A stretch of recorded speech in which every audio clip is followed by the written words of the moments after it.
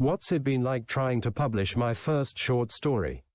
Well, to say simply, it has been hard. I've written on and off for a while, but only recently have I taken it seriously and attempted to try and publish something. Anything, so long as I tried. The experience, to say kindly, has been humbling. It took me some time to write a story, and I got to a draft I really liked. However, I knew I was wearing rose-tinted glasses, and my emotions were so caught up with my work that I was likely overlooking its flaws. I don't have an editor, I barely have money as is, so there was no way I could afford one. I tried to reach out to friends about helping me edit, but as life goes, they have their own responsibilities, or could only give it a quick read. The feedback I got said it was good, but nothing dove into detail. For me, that had to be enough. I then went about submitting it published with open submissions. My story is dark fantasy, so I searched for publishers that would accommodate that on their sites or magazines. However, the dark in my story is an understatement, and I think that was my major flaw.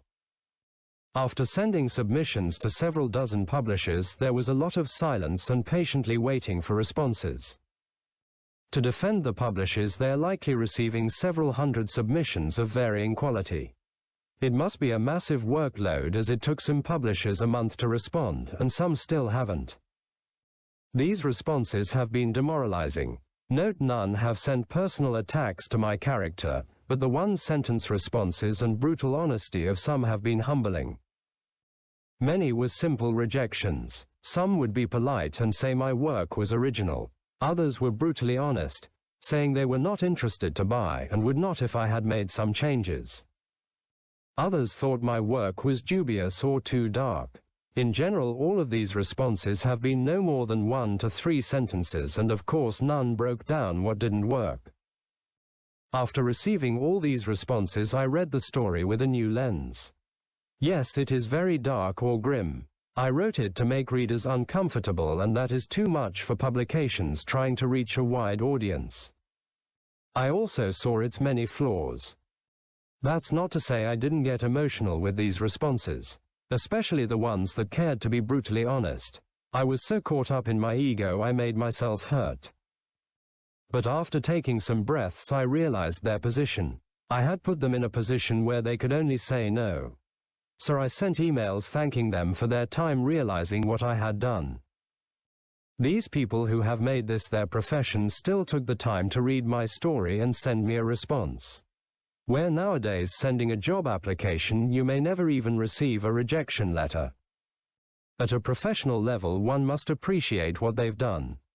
So let's go over some of the things I did wrong going into this and the flaws in my story. I haven't had an easy life and have experienced hard emotions and situations. I have had a dark disposition towards life, and that reflected on my writing. The story is very grim. I wanted to capture hate in writing, and I believe I did that too well. There are mentions of rape, torture, murder, and other vivid depictions of violence, and it all comes from a cruel place from the main character. These are things I've seen around me or have personally experienced and had to ward off. To those who never experienced something like this, I brought it to them, and of course they thought I was heinous for doing so. When, to me, this is just my day-to-day.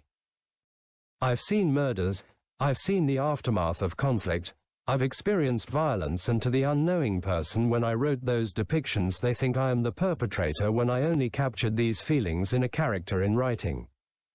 I captured hate and violence well, but towards the end of the story it feels rushed. The writing is off and the pacing bad. It's clear I was struggling to get to the climax of the ending and the reveal. What I should have done is taken a break from the writing to maybe lose those rose-tinted glasses I had worn and rewritten the final third of the story. It comes as a disappointment after how the first 2/3 are. This is why some thought my work was dubious, and likely why some were so brutal in their responses. It has major flaws for these publications, and, reasonably so, they would not have accepted this. I still ended up publishing this story on Amazon, though I may revisit and revise the story, replacing the listing. I am working on a few more stories now and need to complete these with this fresh understanding of how to move forward. I did want to mention one response I received though. Box.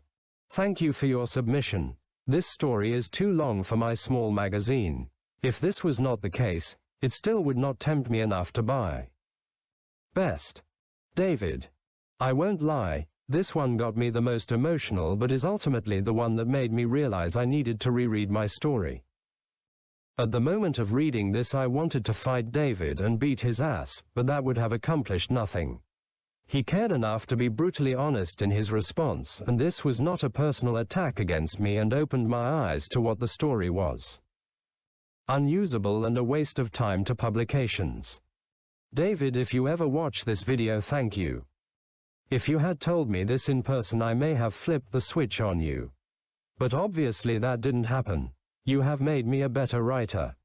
Moving forward I will stick to self-publishing on Amazon for short stories, and when the time is right I will submit a novella or novel to publications. If that doesn't work either, as I want to keep the same grim and dark themes, then I will continue on Amazon. Ultimately, if you ever want to send submissions to a publication, take a professional to corporate stance. They are trying to make it just like you are. If they reject your submission, take some time to let go of your attachment and ego to your work and see what you did wrong, what you could do better, or if the publication is even the right fit for your story.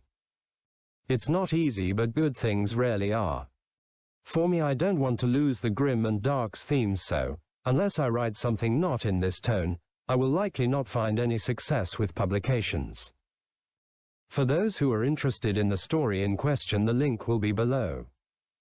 I hope this says something to any aspiring writer like myself, or maybe this can help you in some other aspects. Goodbye and take care.